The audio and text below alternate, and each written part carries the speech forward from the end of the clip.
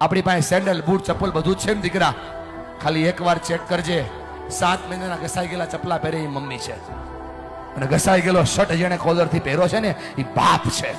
તમને ફરક પડે કે ના પડે, એમને ફરક પડે છે.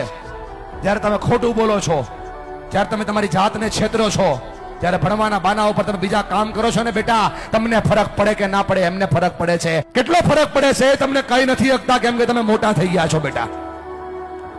પણ તમે જ્યારે કઈ ડિમાન્ડ કરો છો ને, પપ્પા જોઈએ છીએ, તેની પાસે હોય નહીં તો એ દાંત કાઢીને જવાબ દે છે. તમે તો ખાલી માગી લ્યો છો કે ભાઈ પપ્પા જોઈએ છીએ, ત્યારે ખંભા ઉપર હાથ મૂકીને પૂછજો તો ખરા કે પપ્પા હું તો ખાલી માગી લઉં છું, તમે લાવો છો ક્યાંથી?